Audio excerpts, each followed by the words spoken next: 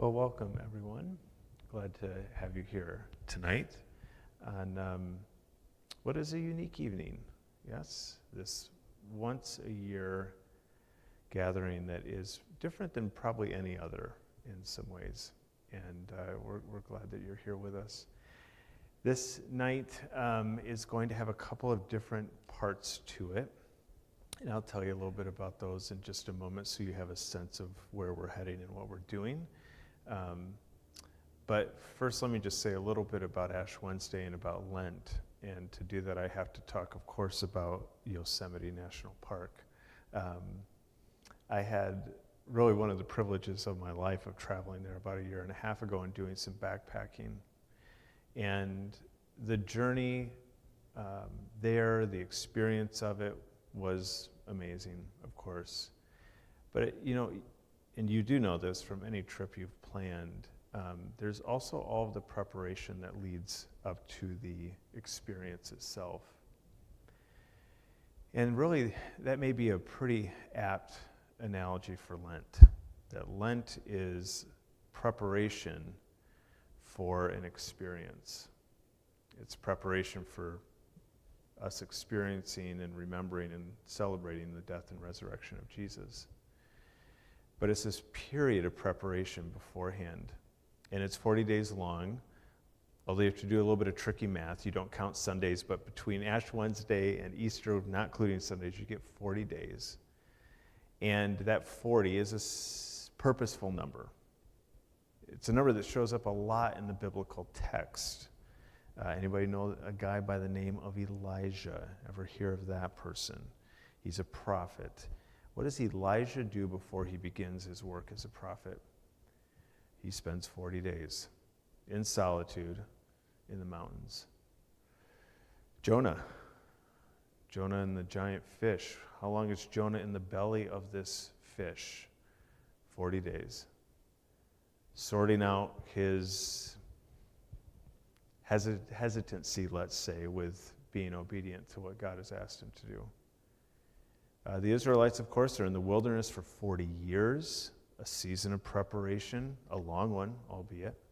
And of course, Jesus, 40 days, there's that number again, in the wilderness, preparing him to start his ministry. So Christians early on thought to themselves, I think quite smartly, why don't we plan and be intentional about a 40-day period for us, where we are purposeful with our time leading up to Easter. So that's what Lent is. We begin tonight a journey of preparation.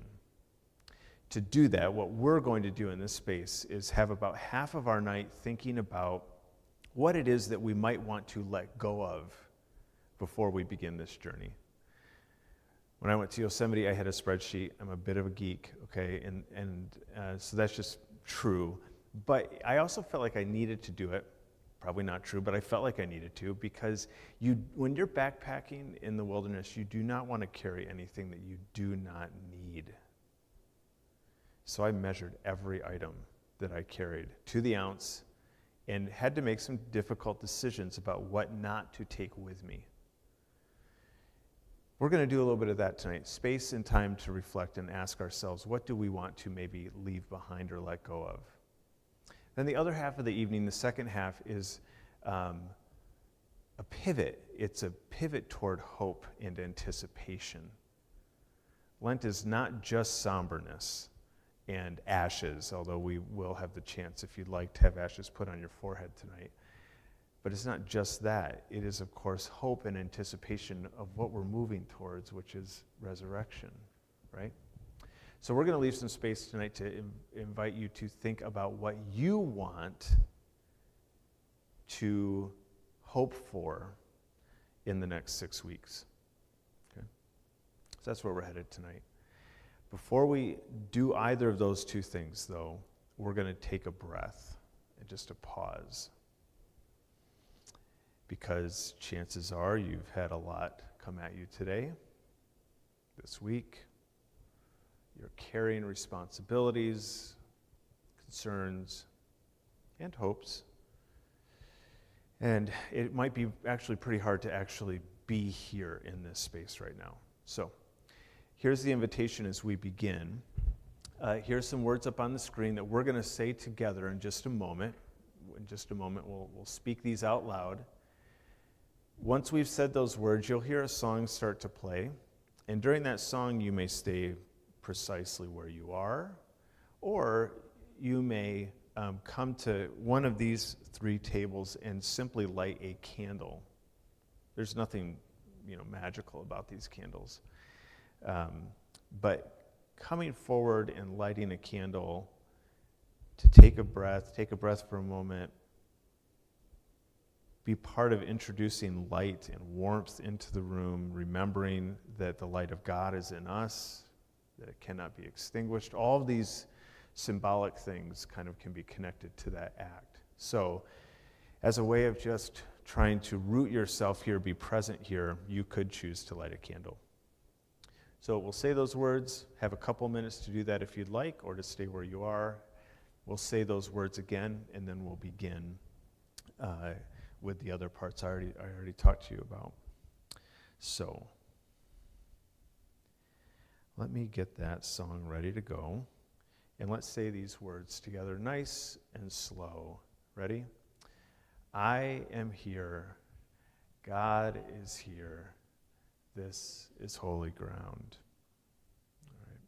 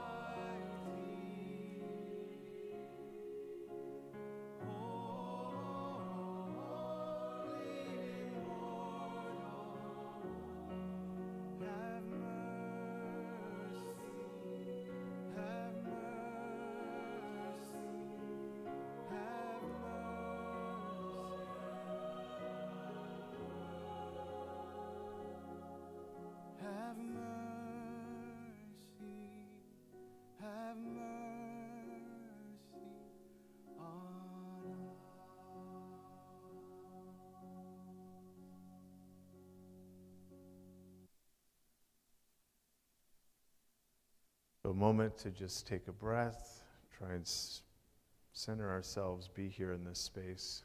And now let's say these words again. I am here. God is here. This is holy ground.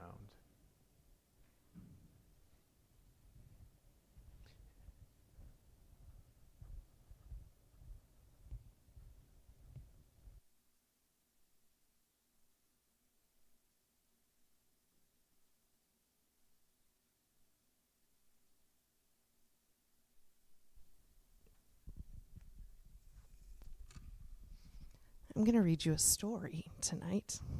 I got a new book recently. I love to buy books. I love to read. I love new authors. And this is an author that I've read before, Cole Arthur Riley. She is phenomenal, and she's written this book called Black Liturgies, Prayers, Poems, and Meditations for Staying Human. and she wrote one for Ash Wednesday that is a lovely, holistic, I think, introduction into Ash Wednesday. So I'm going to read that. It is also on your handout. So if you want to follow along or if you want to listen now and take it later, that is there for you as well. This is called Mortal Hope. Ashes to ashes, dust to dust. When God spoke these words in the garden, did their voice crack? Did their hands tremble as they then knelt to make clothes that would cover the glory they birthed? These words came to us as shame entered the world, and out of shame, all manner of suffering. They were not a proclamation of punishment, but a reminder of Eve and Adam's finitude. It's a poem of grief and memory. Ashes to ashes, dust to dust. There's beauty in our humanity. Peer down in the cool, dark ash. There is death there. But watch the particles lift and sway in the wind. There is yet life. On Ash Wednesday, we are marked on our foreheads with a reminder of our mortality. The same palms we raise up and wave on Palm Sunday each year are made to know the sting of death. We burn them. And the following year, in an ever-curious act, we pick up the ashes and we mark ourselves with them. What does it mean that we don't just talk about the ashes or even reverently observe them, but that we physically smear them across our faces? Perhaps in the marking, we approach solidarity. We remember that the same fate that haunts you haunts me. The same beauty that birthed you lives in me. And that this comes as a mark on the body, I think, reminds us that the Lenten journey of self-examination is deeply entwined with the physical world. As we mark ourselves with these ashes, we remind ourselves that no grief is solitary, that what has stricken you is also carried by me. We begin our Lenten journey together, reminding one another that we are those whose flesh grow back. We are those who remain. It is not easy, but we cling to this. God has always seen sacred potential in the dust. Would you read these words of a prayer with me? They'll be up on the screen, but they are also on your handout. God of the ashes, today let us hold the tension of the story of our making. Born of the dirt, beautifully connected to the earth we walk on, and yet possessing the knowledge of our own mortality, that our common decay cannot be escaped. As we begin Lent, help us to become honest about the ways our societies and selfhoods are marred by injustice, cruelty, neglect, and greed. Help us to see our own role in the degeneration of the world. That as we push back evil around us, we might also admit those secret evils that dwell in us. As we name how we've been complicit in the ashes of this world, help us to bear them in solidarity and hope. Amen.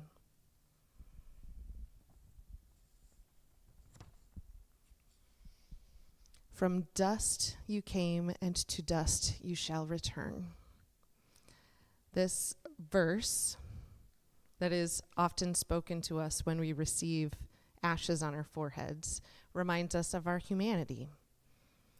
So in these next few moments, in full honesty with yourself, we're going to invite you to make a list of challenges or struggles, things you're struggling with.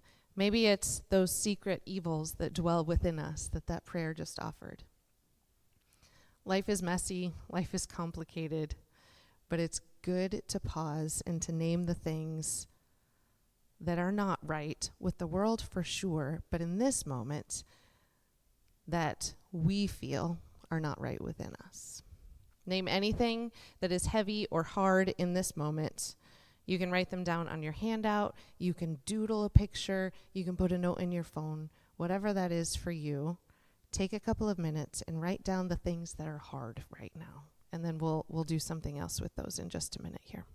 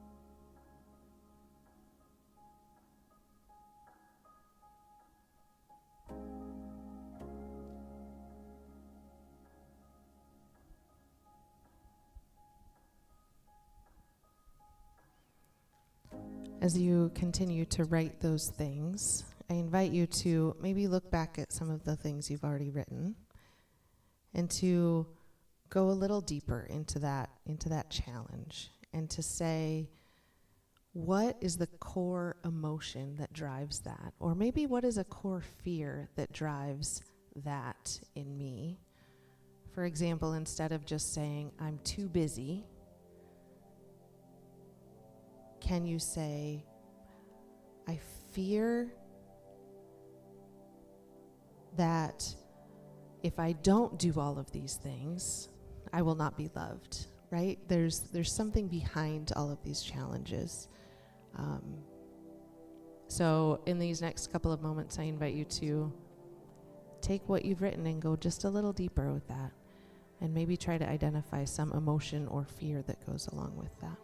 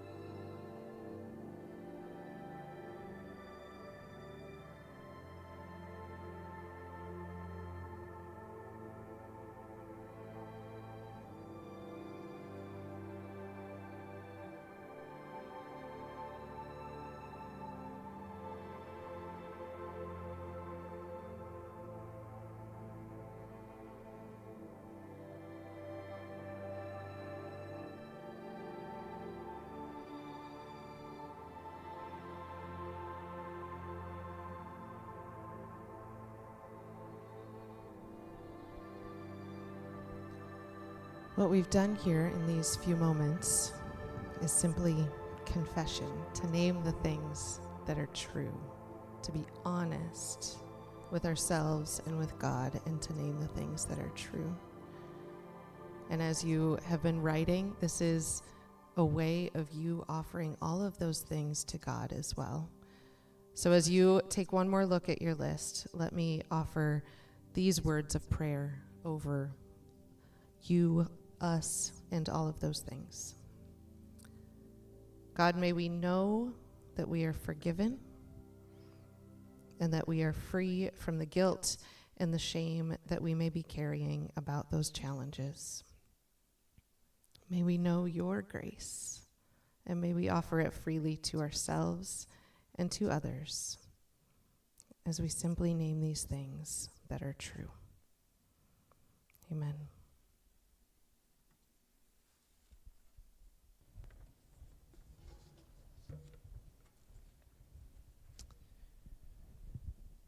So that's the first half of our time together tonight, and now the second half, which is a pretty significant pivot.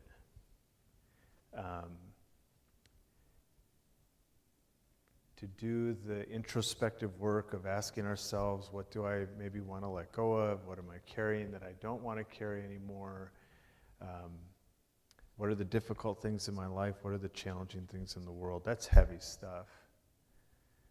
So we're going to try to now pivot to hope. And again, that's a significant pivot to make. We might need some help to do that, actually.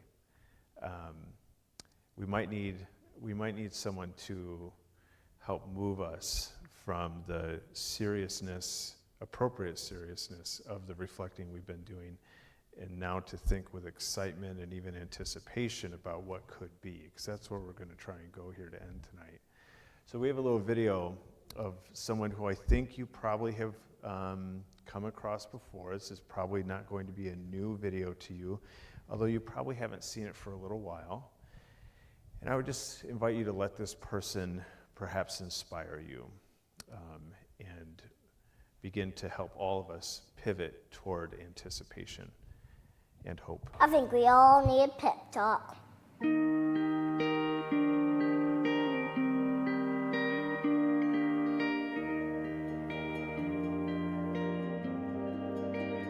The world needs you to stop being boring. Yeah, you. Boring is easy. Everybody can be boring, but you're gooder than that. Life is not a game, people. Life isn't a cereal either. Well, it is a cereal. And if life is a game, aren't we all on the same team? I mean, really, right? I'm on your team, be on my team. This is life, people. You got air coming through your nose. You got heartbeat. That means it's time to do something. A poem.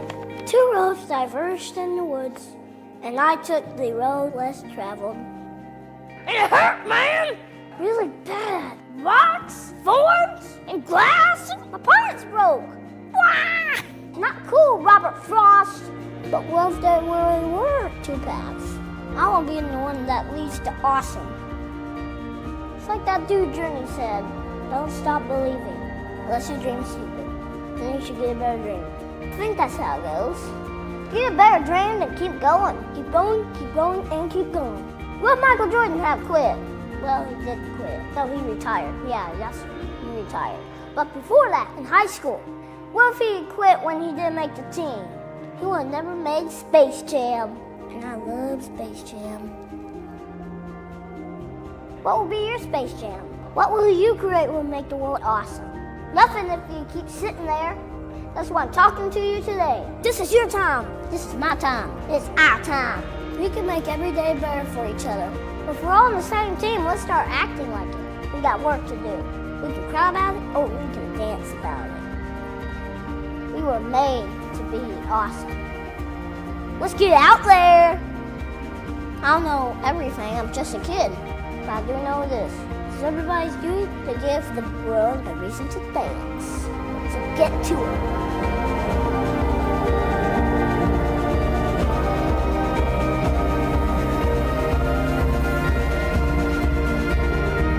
You've just been pep talked. Create something that will make the world awesome. table.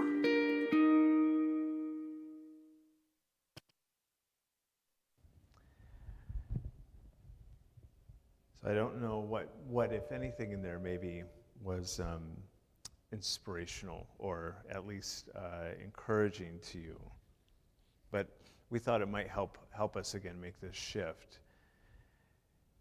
Because think about what we're talking about here. We're talking about a 6-week, a 40-day journey towards what I've come to believe is the most significant example of love and hope that the world has ever known. And that's the death and resurrection of Jesus. That's where we're moving towards. We're moving towards an event, not just something that happened a long time ago, but something that is still happening every day. Even in this moment, there is resurrection taking place and new life springing up.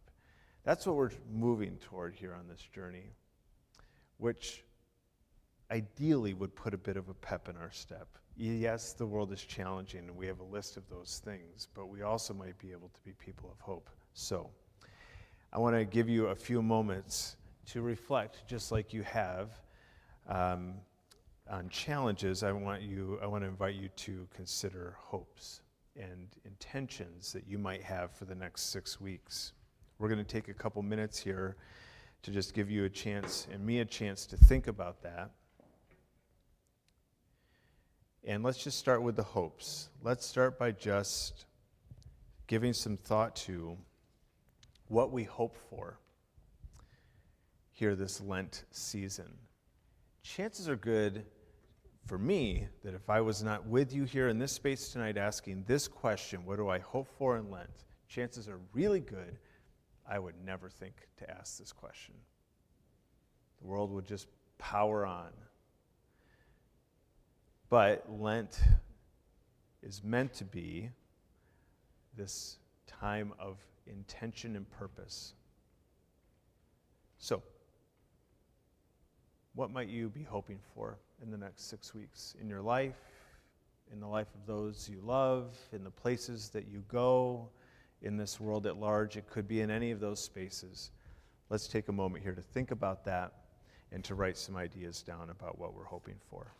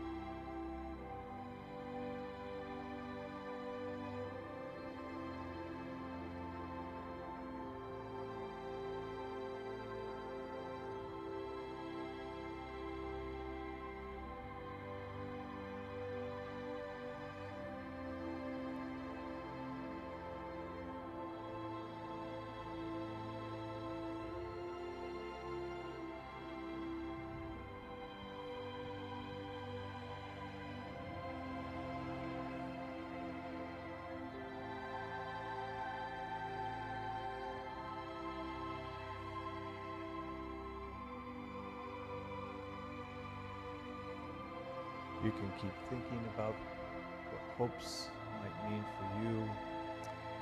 But I want to invite you to also perhaps consider that second word on your page, which is the word intentions.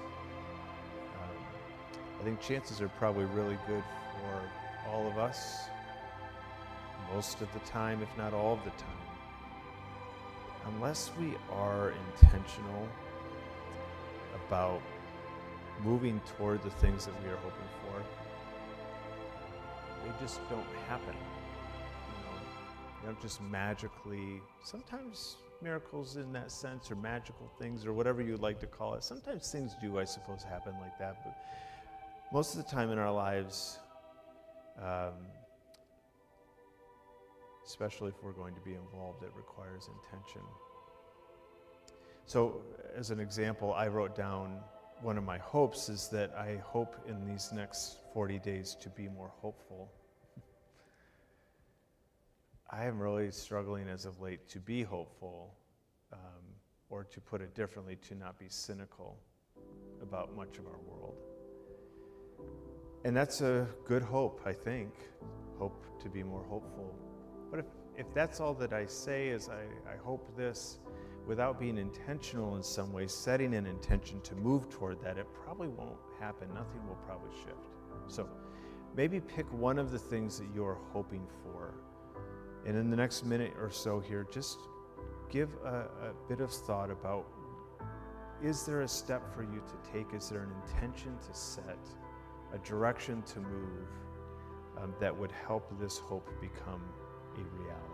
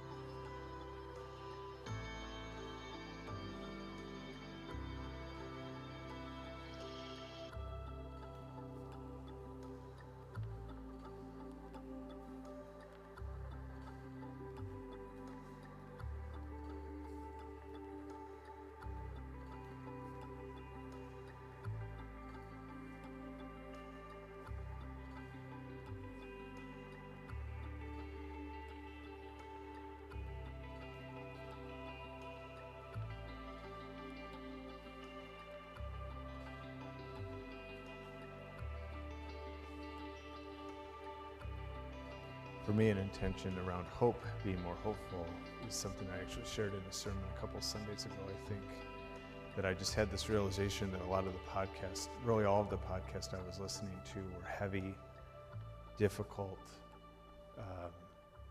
really challenging to listen to and important to listen to, but I just happened to, that's what I was listening to.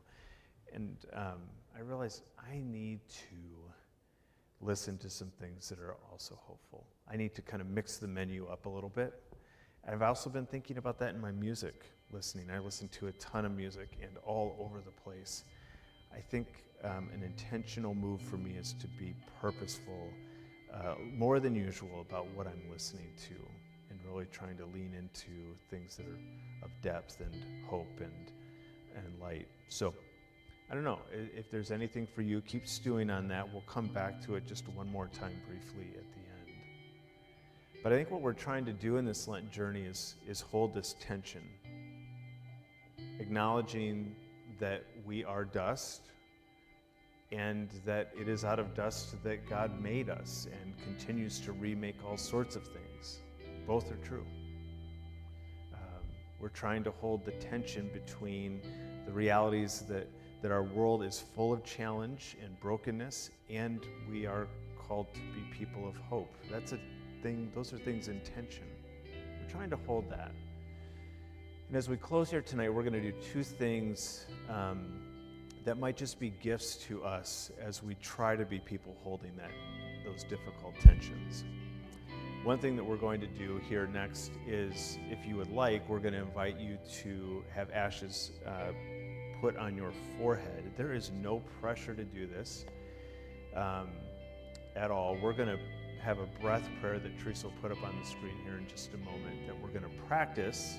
And if during that you would like to come forward, I'll be here with some ashes. Teresa will be in the back with some. And as a visible sign, as she read earlier, you may want to take that step tonight. And then after a few minutes of doing that, we'll then sing a song. And we'll go out with the words of that song. So that's how we're going to end up tonight, trying to encourage and gift each other these two expressions of who we're trying to be. So, here's what I want to invite you to do and invite me to do, and if you're online at home, invite you to do with us. We're going to practice this breath prayer, and it's this slide and then the next slide. And so I want you to find a comfortable position and maybe put your feet on the floor to just help you ground yourself literally, physically. And we're going to go through these slides twice. So we're going to do these twice. And after we've done them twice, then again, you're welcome to have ashes placed on your forehead or stay right where you are. And if you choose to stay where you are, I would invite you to just keep practicing this breath prayer. To just keep repeating these words as you inhale and exhale. So, take a deep breath in, and as you do, say to yourself, I will carry the ashes. And on the exhale, God, bring rest to the suffering. Let's do that again. Breathe in. I will carry the ashes. God, bring rest to the suffering. And then the next slide, breathe in. There is breath in these ashes. No death is final. Do that again.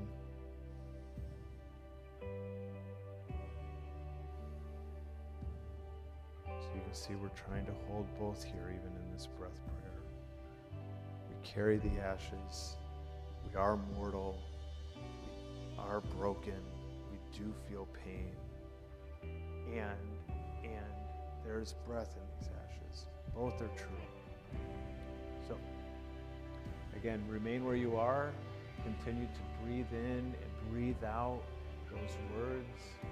Or again, you're welcome to come forward or go to the back. And we'll take just a minute for those who would like to have ashes put on their forehead here this evening.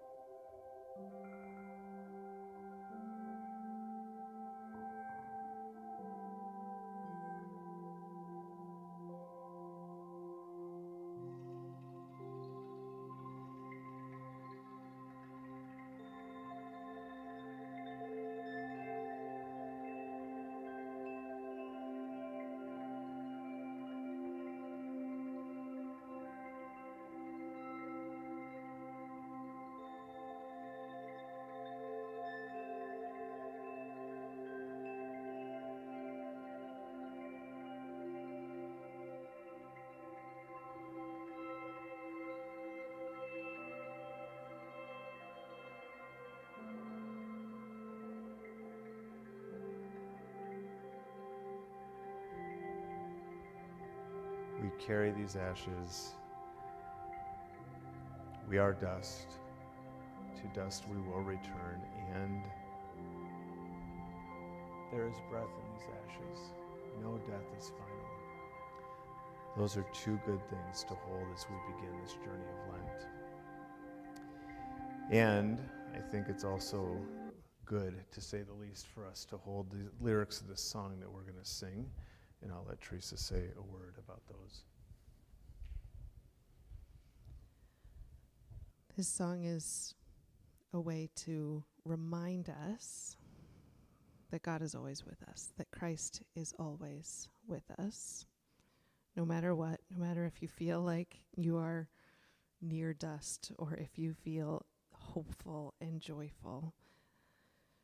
So I'm going to invite you to go back to those intentions and those hopes that you set for yourself a few minutes ago and hold those, maybe even physically hold the paper you wrote them on, or hold them in your mind as we sing this song together.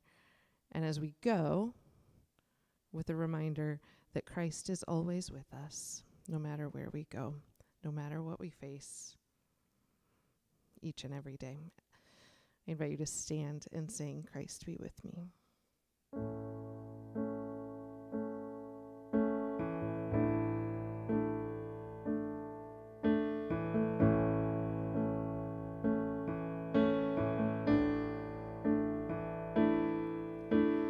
Christ be with me, Christ before me, Christ behind me, Christ within me, Christ below me, Christ above me, Christ be with me.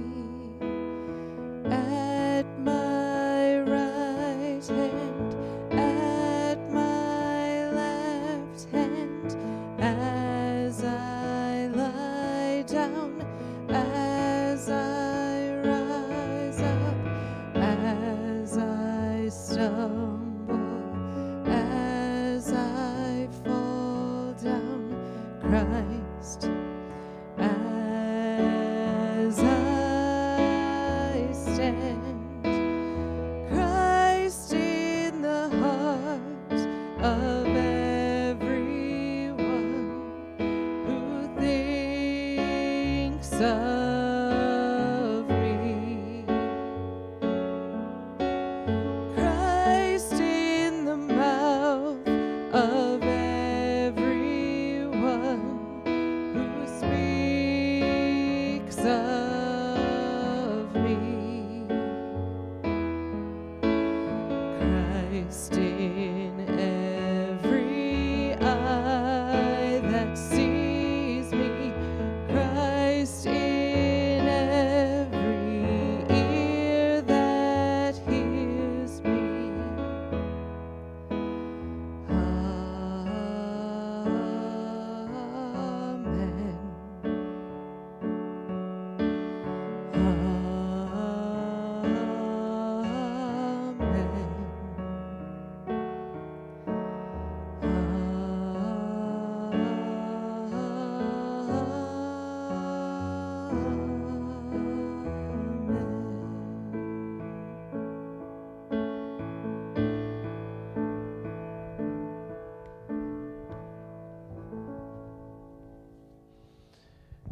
So we do not travel this Lenten road alone. Yes? Christ is with us, and we are Christ to each other. So go from this place knowing that you do not travel alone, and that this is a journey toward hope and anticipation and life, ultimately. Be those people. Amen. Thanks for being here, everyone. Enjoy Ash Wednesday evening.